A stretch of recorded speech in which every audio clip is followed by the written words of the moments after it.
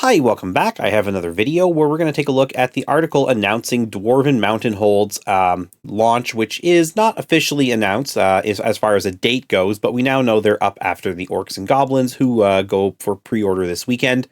There is a video, again, showing off all the miniatures that are coming, whether they're new or returning. You can watch that here at warhammercommunity.com or go to YouTube and check out Warhammer TV. The first set they've shown off is the Battalion Box. Just like Orcs and Goblins, we're getting a Battalion Box. 32 warriors, either hand weapon shield or great weapons.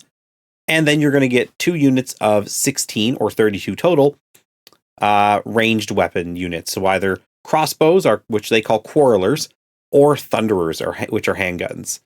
Finally, in a little bit of a twist, I thought there would be cannons.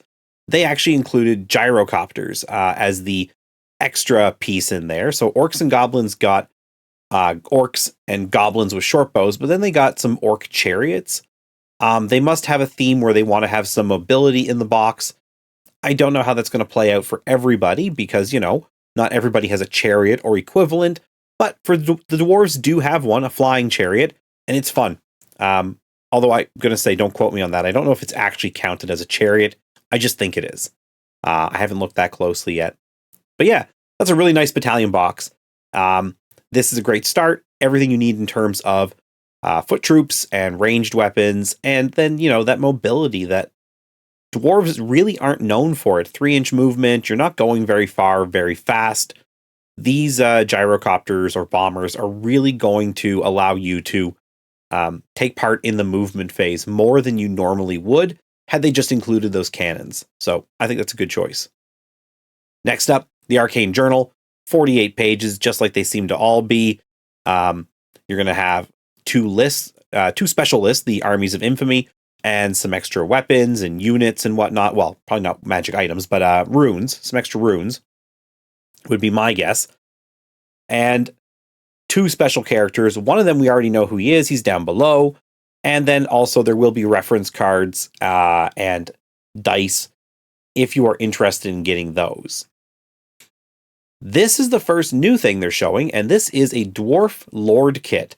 I don't know if this is completely brand new, or if this is what was supposed to come out during 8th edition that never happened, or if it's, based on that. So I don't know what, mix that is, whether this is completely brand new, based on a kit that never came out, or just, the actual kit has been fixed up finally to release. They do have a very 8th edition dwarf feel. But they also do look a lot more modern, so I'm not sure. Point is, you get a king on a shield bearer set, which is 3 dwarves carrying him on a big shield. They look really good. I like this model. I like his big, crested crown, all the decorations, the plates, but the bangles or whatever you call them in his beard. That really squared off aesthetic that dwarven armor has and weapons. Everything about this is just nice. I also like this guy here. He's carrying the Book of Grudges for his hold. That's also really cool. Nice detail to have there. And you can see he also has a really impressive cape. So overall, this guy here, this little chunky man, is very cool. I'm very excited to get this kit. This kit also actually comes with a foot thane. Again, looks really nice. A lot of details. You can tell he's very wealthy. He's got lots of gemstones. This is appearing to be a dragon scale hide or a piece of it that I don't think there's anything specifically in the Dwarven book that's a dragon armor. So this is probably just an aesthetic piece. It doesn't do anything in the game, I'm guessing. But if it does, maybe there's something in the Arcane Journal where they can have a piece of dragon skin. Again, I don't know. That's just me kind of guessing that this is probably just for, artistic choice, but, hoping that maybe there is something cool that's going to come around the corner and make this a useful little piece. Anyways, I like them a lot. I'm betting there's probably more pieces in there. 1 great weapon, 1 axe and shield, interchangeable heads, comes in plastic. That makes me think there might be some more heads in there. Anyways, overall, it's a really nice sounding kit. It's exactly what dwarves need. For a long time, all you could buy for dwarves were basically special characters like Belegar and Grim something or other. like an engineer. It's nice to see dwarves getting stuff back for the character side. Speaking of characters, they have 2 more. These are Forge World resin. I'm not going to get into it, but I'll say the same thing I always say. Forge World resin for characters is not what people who were my age remember getting from Forge World 10, 15, 20 years ago. It's much better. You'd have to get some to see yourself. I don't have any on hand, but I've seen it in person, and it's a lot better. Just that's all I'm going to say. So if you're interested in these and you're willing to stomach the price that they're going to be high because they're again Forge World. These are really nice looking. This Thane, not a king. I think he'd make also a great engineer with this handgun. I like the fact that he has a pipe. I like this throwback helmet of the big twin-winged helmet that a very old Dwarf Lord used to have. Just overall, this is a great piece. He's really characterful, and he just looks nice. And finally, Ungrim. This is the Slayer King, Ungrim Iron Fist. He is the king of Karakadrin. This is like the Slayer hold. Basically, Slayers go there to like make their vow or like see the Shrine of Grungni. And overall, it's the Slayer part of the faction. You know, you don't actually have every Slayer coming from here, but every Slayer has a tie to here because of their oath. So he's their king. He's stuck in between his duties as a king and a Slayer. He's really fun. Didn't realize he was like king 250 years before the end times. Seems he was.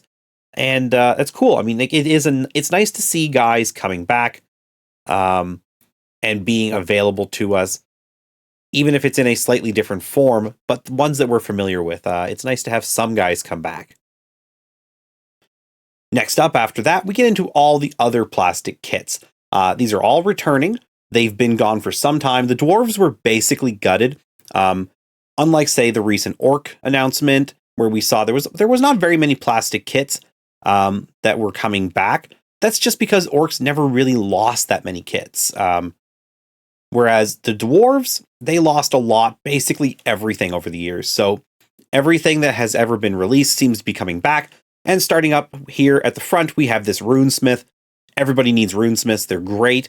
They're how we stop magic, because we don't put magic out with dwarves. We just stop everybody else's. Sort of a like, I don't play that, but neither do you.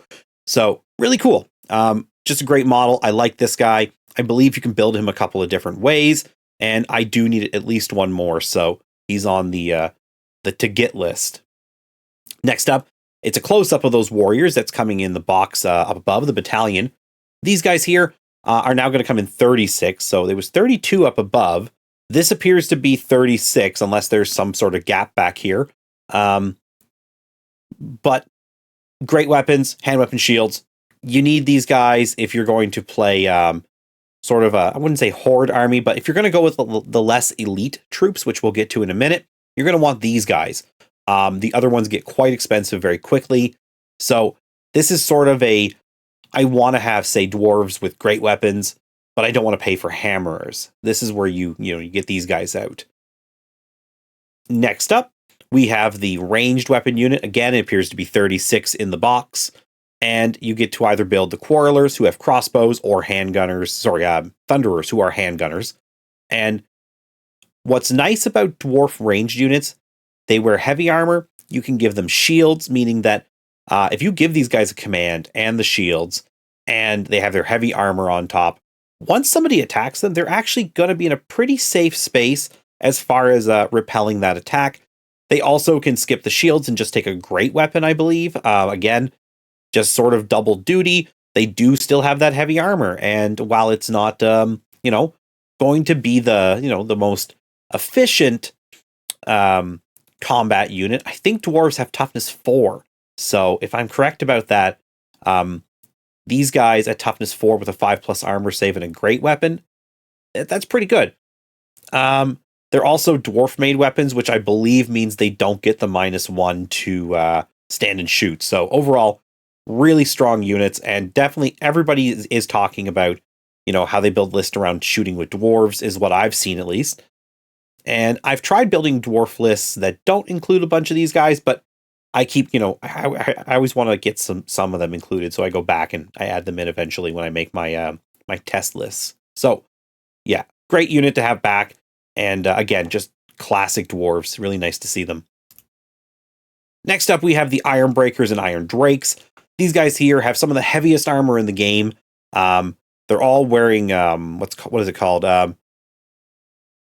Gromril armor. It's like basically dwarven plate mail. So I believe they just wear plate, and then it has the Gromril special rule, which again, offhand, I don't know what that does. In the past, it just meant that they had really, really good armor. 3+ save on these guys, 4+ save on these guys, and they have like flamethrower guns. So super cool unit to have, and now it's coming in boxes of 20. Again, boxes of 20 for hammerers. Both of those used to come in packs of 10 for like 60 or 70 Canadian dollars. It was a lot. If they follow the pattern, all of these boxes of 20 or more are going to be like $100, and that's really good value by comparison to what they were. It's expensive, but you know, overall, it's actually a bit of a discount, especially if you've been buying used. These hammers, they're some of the best infantry in the game as I read them. They're great weapons that strike at initiative. It's only dwarf initiative, but you know, if you go up against another great weapon unit, these guys get the initiative to strike first at, high weapon skill. I think they can all take challenges. I think that's one of their rules, or it used to be. And overall, again, they're wearing heavy armor. They're nothing to write home about in terms of defense. They're very glass hammer, but the whole ability to use your great weapons first against other great weapons is really nice. Carrying on, these are Forge World characters, just like the Orcs and Goblins have 2 packs of Forge World characters coming back. These are like the same thing for dwarves. So you get a Battle Standard Bearer, which, I mean, I don't think I've ever seen a more gaudy, overdone banner in any army at any time. And that is the most dwarven thing, compliment I can give them. This thing is covered in gold and worked metal, and it's just cool. It even appears to be inside of a metal frame. I mean, I don't think you can have a more appropriate dwarf battle standard bearer. This is going to be so expensive, but like that guy there alone, I kind of want this. I don't think I will get it, but if I was going to buy anything outlandish for this release, it would be this. You also get a really cool Slayer character. He's just so well sculpted. He looks so good. And this guy here, just a Thane or whatever he would be, he looks pretty cool. I like him. He's very grim and resolved looking. So again, very dwarfish. This is overall just a very good set. It'll just come down to price, but I know the price is going to be ludicrous on this one. And they do mention they are joined by a Slayer of Legend, the King on Oathstone, the Runesmith, the Gyrocopter, and the Cannons. Those are other kits that are coming. So again, massive re-release. I think the Slayer of Legend is like this. It's a Slayer who's like jumping off of like a statue.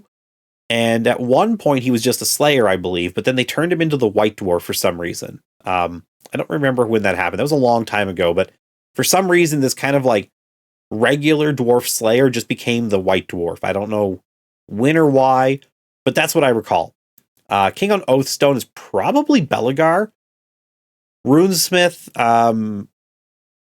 that I'm assuming that's the other Runesmith kit. I mean, maybe there's 2. Maybe they mean engineer. Maybe they mean there's an engineer kit, because there is like Grim Burluxon or something like that. That might be what they mean. And then Gyrocopter, Cannon, or Organ Gun. Really solid lineup. This is definitely going to take a couple of weeks to release it all, I bet. And then carrying on, these are the other things that are coming. This metal kit here, the Anvil of Doom, very old model. I think this is 6th edition. It might be 5th, but I'm pretty sure it's 6th. I think in 5th edition it was on wheels for some reason. It's a really nice ability to use in the game. This has a really nice ability. Basically, it sort of works as a magic caster for dwarves. Is sort of what I'm reading it on. I haven't looked too closely at it because it's not a unit I really want, but it is a cool model. I do like the idea of a guy just who drug an anvil out to a battle to just shoot lightning bolts, like, I don't know, Zeus style. Anyways, it's cool that it's coming back. Now, this stuff here, I am really, really excited about this. I like Slayers a lot. I expect one of the armies of infamy to be a Slayer army. I mean, the fact that we have Ungram there, I think pretty much confirms that. But I think this here, for anyone who is in doubt, this probably should be enough to do it. So these are Doomseekers. They were released during the Storm of Chaos. They're just a different kind of Slayer. They have chain axes and they're just cool looking. This guy here, I think he's a command or something. I don't know. I don't think he's the command I have. I have a dwarf command and he's different. This one appears to have like a metal troll head. The one that I have that I'm looking at right now is slightly different. Instead of all these like beard pieces, I don't know why there's a beard. That feels very not dwarven, but what do I know? Some rags and everything else is just, big metal pieces just hanging off this. Mine is more like it's got metal pieces. It's got a book because they're dwarves. But the troll head on mine is an actual troll head, like that's been severed and put on a stick. So I've never seen this guy before, but he's very cool. Not one that I need because again, I think I have a better standard than him. And then this guy here is an old dwarf command character. I use him as my as one of my dwarf lords or heroes. So he's very cool looking too. He's just supposed to be a champion, but I don't know. He's better looking than most of the other ones, so I use him as a better version. And next up, we get a bunch of Imperial Dwarfs. I don't know why I didn't think these guys would come, because they just sort of feel exactly like the weird stuff they've been sort of trying to bring back. But I don't know. I just didn't expect to see Imperial Dwarves. For those who don't know, Imperial Dwarves, these are just literally dwarves who live in the Empire. Often they've never even been to the dwarf lands, like true dwarf lands, but still consider themselves fully dwarves. They just look different. As you can see, they got a more imperial look about them.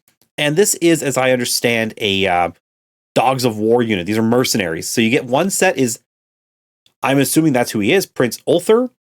This is before my time. I don't really know who these guys are. And he has the Dragon Company. And then it's going to be two sets. A second set, which just has some more guys. So you would buy this plus, one or two more of the other unit. And you would make this mercenary unit, which then you can hire for dwarves and imperial armies.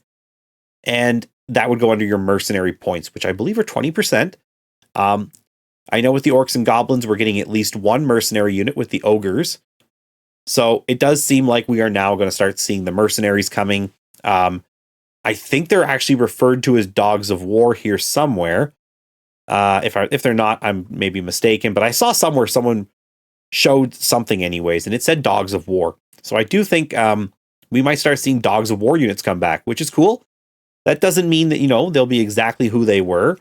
Because, most of those guys were not born at this point. But that's just something that's neat. And overall, this is a lot of great stuff. There's some other things coming that I'm not sure what they are. A bunch of metal lords and runesmiths and slayers. A dwarf queen whose name escapes me, but I vaguely remember a dwarf queen from, I think, the Grudge of Drong set. Some other stuff that's in resin. Those will be later releases. It's like everything else so far has been split into multiple release waves. They're not doing these in one. They're definitely stretching this out. I was hoping we would see everything by the end of the year. It's starting to feel like that's probably not going to happen. Someone is going to feel real left out when the first anniversary comes and their army is not out, I think. But overall, really happy with everything I see. I was slowly putting together a dwarf army. Now I feel like I'm going to have to speed it up a bit and get ready for some reinforcements and just go from there. Everything looks really nice. Anyways, thanks for listening. If you have any thoughts or questions, leave them down below. And as always, have yourselves a great day.